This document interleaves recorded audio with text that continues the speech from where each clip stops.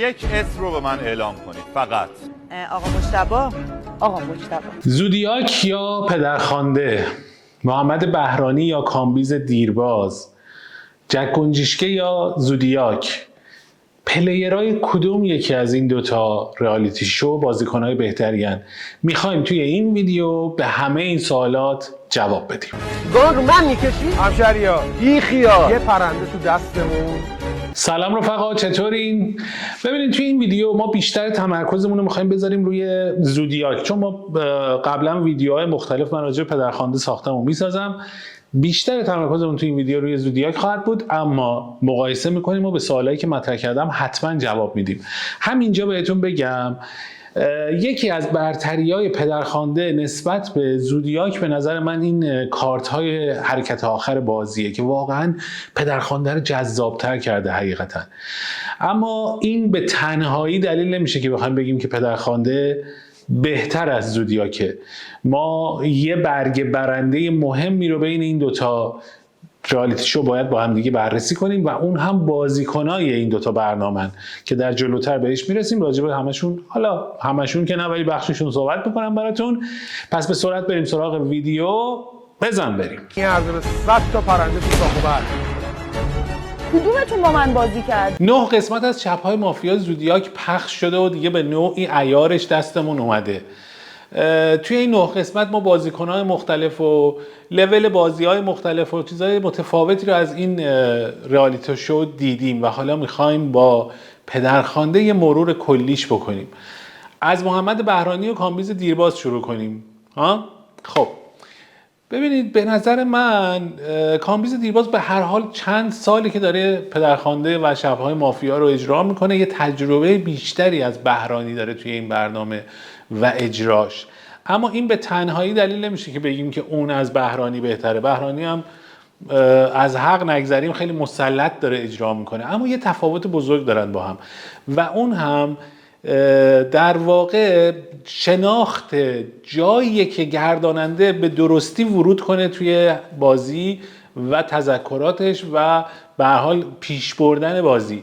متاسفانه بهرانی این ویژگی رو هنوز نداره. خیلی جا میاد توی حرفای بازیکن‌ها، خیلی وقتا بی مورد صحبت‌ها رو قطع میکنه، رشته کلام رو پاره میکنه و این باعث شده که یکم نقطه ضعف بهرانی به چشم بیاد در مقابل کامبیز دیرباز. الان دیگه مریم داری به مجتبی شکلات شهروندی رو میدی از اسب. اونایی که اون ویدیوی قبلی من که مقایسه شب‌های مافیا زودیاک و پدرخوانده و زد با هم دیگه بود رو دیدن، احتمالاً یادشونه که من اونجا گفتم سناریوی زودیاک به نظرم جذاب‌تر از پدرخوانده است. هنوزم روی این حرفم هستم.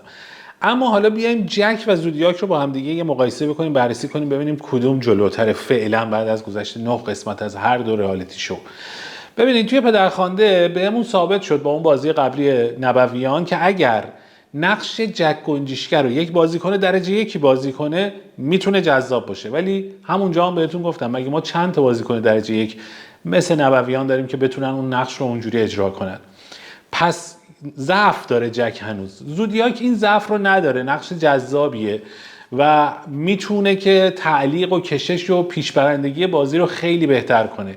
پس اینجا زودیاک همچنان جلوتره، اما کماکان بازیکن خوب تأثیر داره، نه فقط تو جک گنجشکی و زودیاک، تو کل برنامه. افتادم از اصلا یک کلمه بشنوم پیش میدم. مثل اون. اما بریم سراغ نکته اصلی، یعنی بازیکن‌ها. فقط قبلش یه چیز کوچولو من بهتون بگم. ببینین یه نقطه ضعفی به شکلی زودیاک داره و اون اینه که توی این برنامه متاسفانه حواشی بیشتر از متنه. مثلا چی؟ مثلا خیلی حرفای خاله زنکی خودشون با هم دیگه میزنن، توی شو میزنن، یه عالمه نون به هم قرض میدن، پا میشن شعر میخونن، مثل میگن، متل میگن. اصلا اگر 2 ساعت برنامه است تقریبا 40 دقیقه‌اش اینا دارن با هم دیگه خاله بازی میکنن به نوعی. ولی توی پدرخوانده اینجوری نیست. هستا به این شدت نیست. دستشون اومده که حدشو چجوری نگه دارن که تو ذوق نزنه. تو زودیاک هنوز این اتفاق نیفتاده و متاسفانه این حواشی و حرفها و خاطره تعریف کردن و شعر گفتن و تمام این ماجراها بیش از حده. برو زردالو دوست داری؟ خیلی اما مهمترین نکته تفاوت توی بازیکن هاست. ببینیم زودیاک فعلا داره یار جمع میکنه، یعنی داره پیدا میکنه یه سری بازیکن و اینها رو که توی این برنامه بتونن مطرح بشن، نامشون بیاد بالا و برنامه رو جذابتر کنن. یه سری از بازیکنایی هم که قبلا توی پدرخوانده و شب‌های مافیا و اینها ما دیده بودیمشون آورده توی برنامهش، اما اغلب دورریزا رو آورده. همین دورریزا هم حالا یه بازی دارن از خودشون نشون میدن، اما به قول یکی از همین دوستان توی کامنت ها نوشته بود توی دسته کورها یه نفر بینا، خب معلومه دیگه غنیمته. چنگی به دل نمیزنن متاسفانه. این اتفاق توی پدرخوانده هم هست، نه اینکه این بازیکن‌ها اینا الان دیگه عالیان و پرفکتن، ولی خب لولش حفظ شده باز دوباره، یعنی تعدادشون اونقدر نیست که اذیتمون کنه. اینجا متاسفانه تعداد لو لولا خیلی زیاده. ببینید در واقع شب‌های مافیا هم همین راه رفت، همون پدرخوانده و دار دسته ابوطالب. اونها هم توی اون فصل‌های اول برید ببینید همشون بازیکن‌های بدی بودن، اعصاب خردکن بودن. مثلا چه می‌دونم به یاد بیارین شفیع جم و به یاد بیارین علیرضا خمسر و نگار فروزنده رو، اینا همه دیگه واقعا دیگه از بازی اوت بودن، ولی خب به مرور فیلتر کردن و به یه سری بازیکن خوب رسیدن. به نظرم دوستان زودیاک باید از این تجربه استفاده می‌کردن و به این راحتی هر کسی رو نمی آوردن. آخه چه دلیلی داره که شما جواد خیابانی رو برداری بیاری تو بازی؟ خب دنبال حاشیه‌ای دیگه. مثلا چه میدونم امیر عباس گلابو برای چی باید بیاری؟ نمیدونم از بازیکن‌های دیگه بخوام بهتون بگم، چه میدونم آرش فلاحت پیشه رو برای چی باید بیاری؟ اینا کسایی هستن که نه بازی بلدن متاسفانه، نه شو رو جذاب میکنن، هیچ ویژگی ندارن و باعث میشن که این شو تو زمین بخوره. زودیاک افت کرد دیگه. پس خانم مومن چی بود؟ شهروند بود؟ شما از بازی اخراج. این مسئله همین الان توی پدرخوانده هم هست. الان ما نادر فلاح میبینیم، کوروش سلیمانی میبینیم، نمیدونم هدا استواری میبینیم، پدرام کریمی میبینیم، اینا همه تعطیلن. اما گفتم تعدادشون اونقدر نیست که ما رو اذیت کنه. توی زودیاک این تعداد بازیگر نابلد، بهتره بگم بد بازیکن، خیلی الان زیاده. الان ما چه چیز خاصی از خیلی از این نمیخوام حالا اسم ببرم دیگه، اینقدر گفته شده که دیگه تکراریه. اما یه نکته خیلی مهم به نظر من باید به دوستان گروه زودیاک گوش زد کرد. بازیکن بد میارین جای خود، بازیکن نچسب و چندش دوری کنید.